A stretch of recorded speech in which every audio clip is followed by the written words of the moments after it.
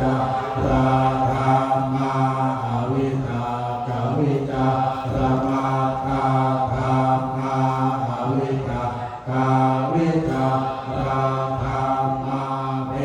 ติสาคตาธรรมาสุขตาคตาธรรมาอุเบกขาสาคตาธรรมาคาสเน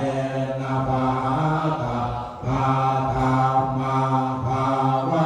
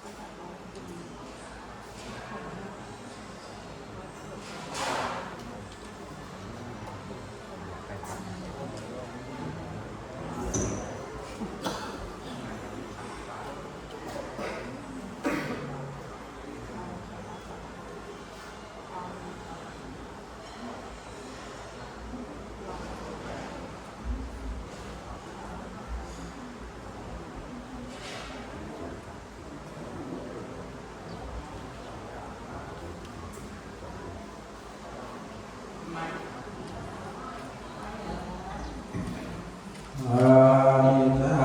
วาสังขาราอุปาทวยตามิโนอุปาจิตวานิโร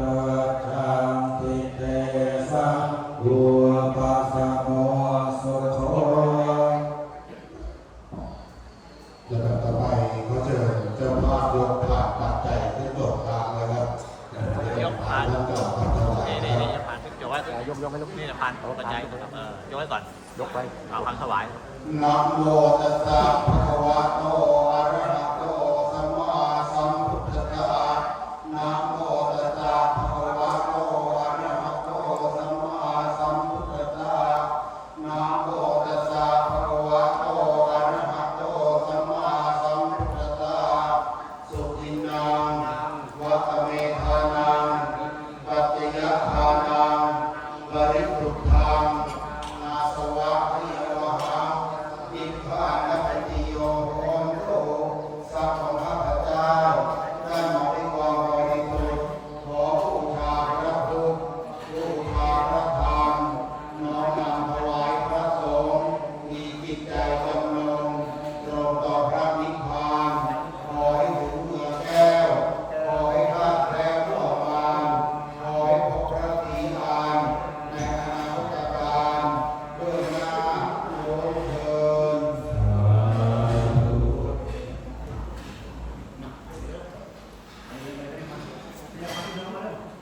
เลยคนเดียวนั่นแหละยกพานประเคนเลยคนเดียวเลยไม่ประใครตัวหน้าเลยครับคนเดียวเลย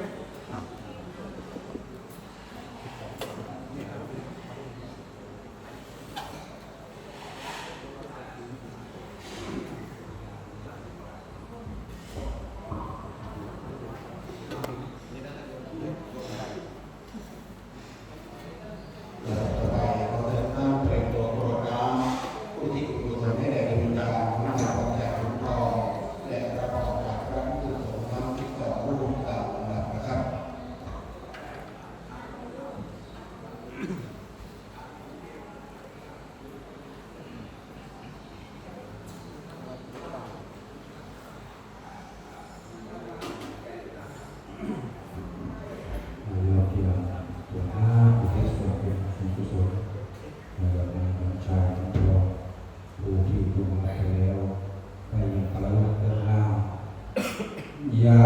ถาวาริวหาปุราปาริปุเรนติสาคารัง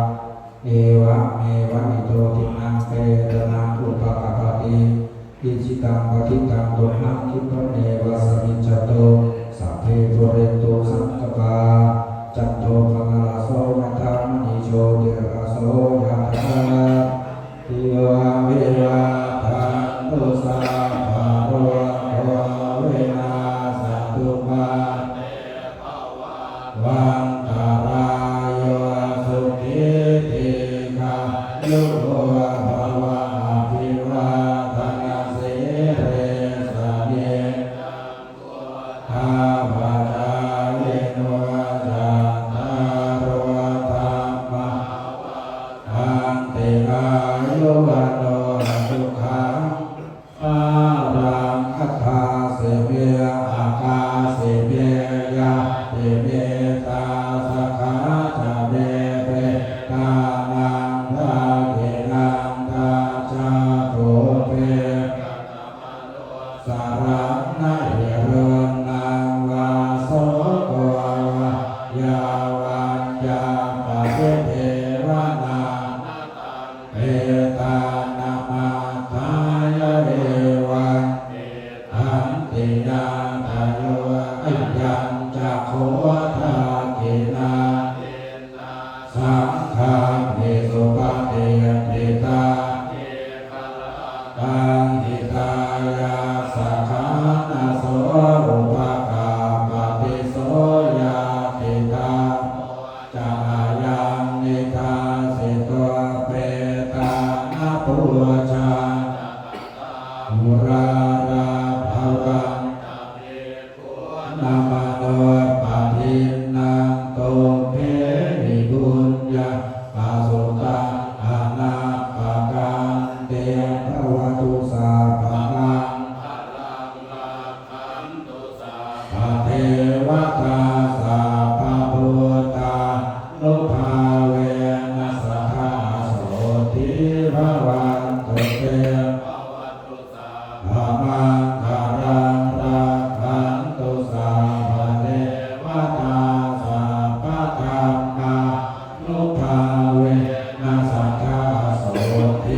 รันตุเตธรรมังอารังละหันตุสัพพะเทวตาสัพพะสังฆาตุภาเวนัสสะทาโสทิอาวันตุเตก็จะทุกท่านกราบพระพุทธพระธรรมและพระสงฆ์พร้อมกันนะครับอะระหังสัมมาสัมพุทโธภะคะวาพุทธังภะคะวันตังอะภิวาเทมิสวากขาโตภะคะวะอะธัมโมธัมมังนัมมัสสามิสุปฏิปันโนภะคะวะโตสาวกสังโฆสังฆังนะมามิและต่อไปเป็นพิธีบำเพ็ญกุศลทักษิณานุปทานทอดผ้าบังสกุลพระประจานที่กุศลให้แด่ดวงวิญญาณของนายวันชัยขุนทองขอเรียนทุกท่านที่ได้รับผ้าจากทางคณะเจ้าภาพนะครับยกผ้าขึ้นยกตั้งจิตอธิษฐานอุทิศบุญกุศลให้แด่ดวงวิญญาณของนายวันชัยขุนทองและกล่าวคำภาวนาทอดผ้าตราบดังนี้นะครับนามะรูปังอนิจจังนามะรูปังทุกขังนามะรูปังอนัตตาเราจะทำการทอดผ้าบังสกุลชุดละ8ท่านนะครับเรียนเชิญท่านผู้ที่มีผ้านะครับไปนั่งที่เก้าอี้นะครับ8ท่านนะครับทุกที่เลย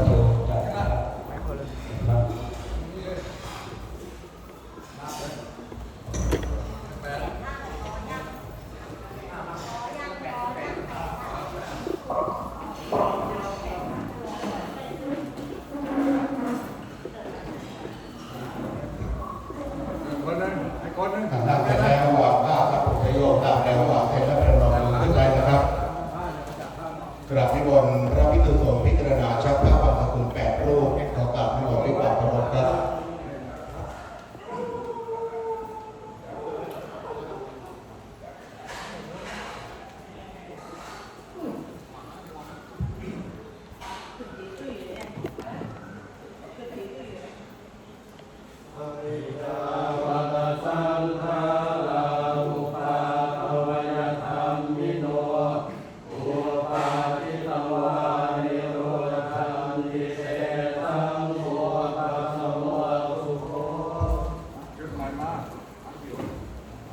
เรียนเชิญท่านผู้ที่มีผ้าชุดที่2นะครับเข้าไปนั่งที่เก้าอี้นะครับ8ท่านด้วยกันครับ ทำอะไรครับ